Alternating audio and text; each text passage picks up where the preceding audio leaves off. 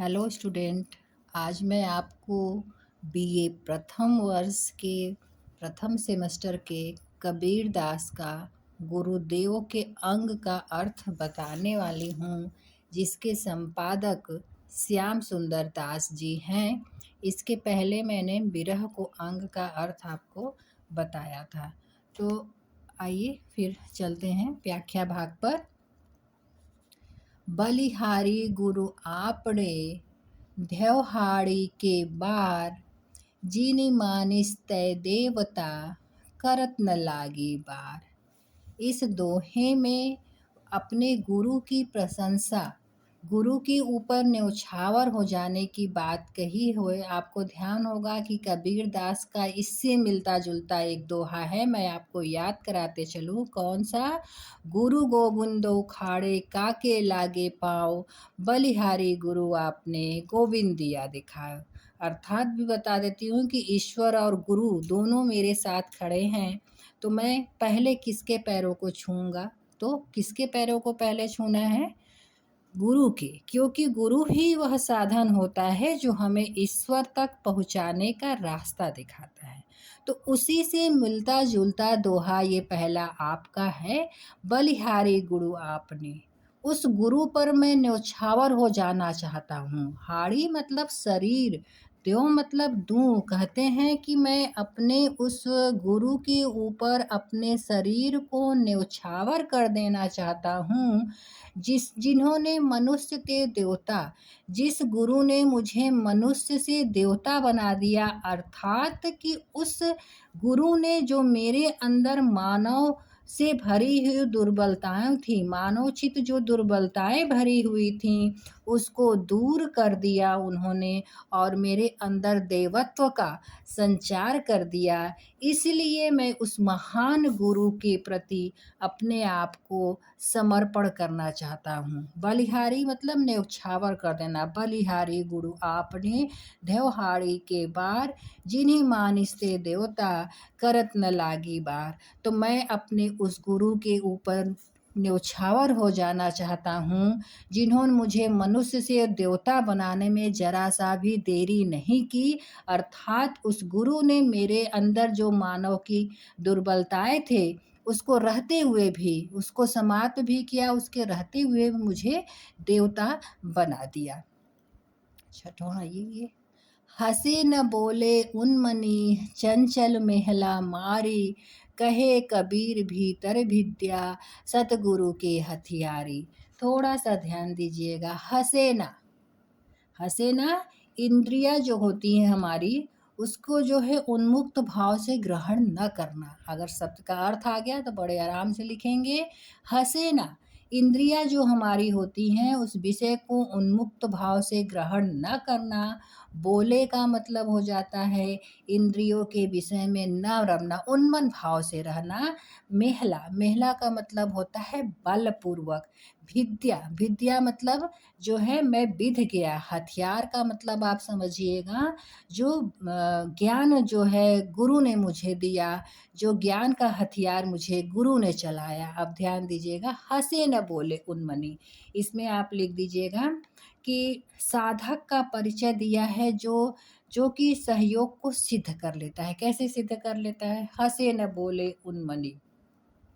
यहाँ से अर्थ देखिएगा, सतगुरु के हथियारी, सतगुरु के द्वारा जो है दिए गए ज्ञान के कारण। सतगुरु के हथियारी, उनका हथियार मतलब ज्ञान।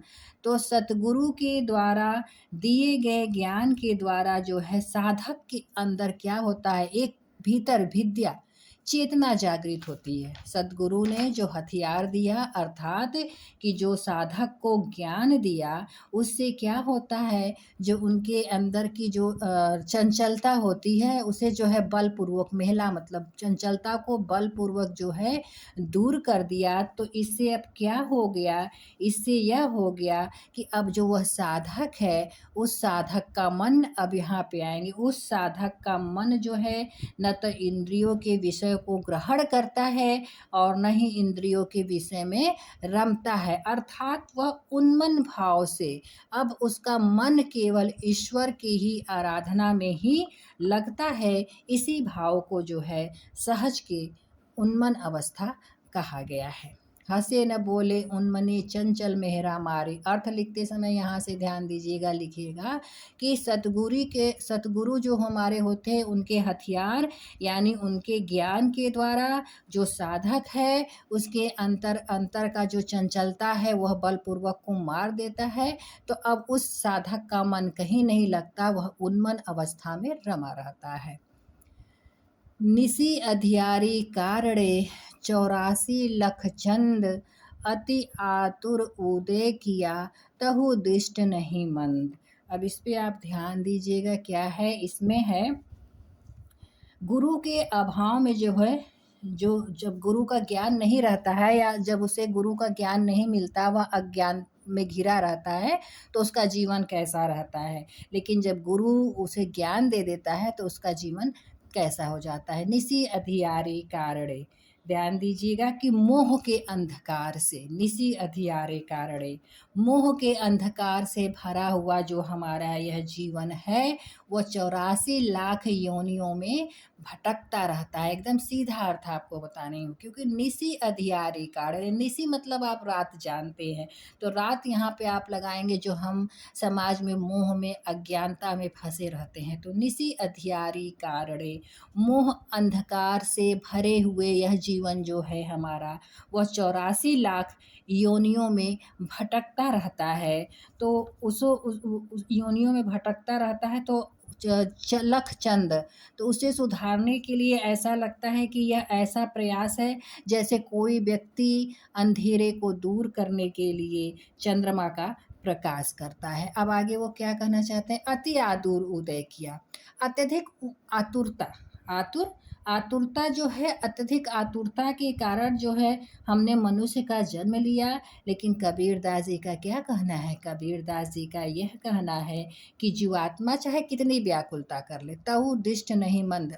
आतुरता तो हमने बहुत कर लिया, मनुष्य का जन्म भी पा लिया, लेकिन उससे काम नहीं चलता। क्यों, तो उद्दिष्ट नहीं मंद, जो मंद बुद्धि के लोग होते हैं, जो कम बुद्धि के लोग होते हैं, वह समझ नहीं पाते हैं। तो मनुष्य को केवल बुद्धि ही नहीं चाहिए। ईश्वर को प्राप्त करने के लिए क्या प्राप्त होना चाहिए, ईश्वर को प्राप्त करने के लिए मनुष्य को आध्यात्मिक ज्ञान और भगवत भक्ति दोनों की है जो आवश्यकता होती है। बस सिंपल सा अर्थ आप ये लिख दीजिएगा कि हम जो है अपनी अज्ञानता से भरा हुआ जीवन जो मैंने पाया है उसको कई योनियों में भटक भटक कर व्यतीत कर दिया है, लेकिन केवल उतनी आतुरता काम नहीं देती है। ईश्वर को प्राप्त करने के लिए जो कबीर दास जी का कहना है कि हमें आध्यात्मिक और भगवत भक्ति दोनों का ज्ञान होना अति आवश्यक है। अगला, संशय खाया। संशय खाया का मतलब, संशय खाया मतलब अज्ञानता में पड़ा हुआ है, माया और संशय। इस पे जो है गुरु ने माया और संशय को विफल कर दिया है। प्रसंग में आप लिख दीजिएगा कि माया और संशय के प्रभाव ने जो है गुरु के ज्ञान ने उसे विफल कर दिया है। संशय खाया सकल जुग, सकल जुग मतलब सारा संसार। सारा संसार क्या है, मोह माया में फंसा हुआ है।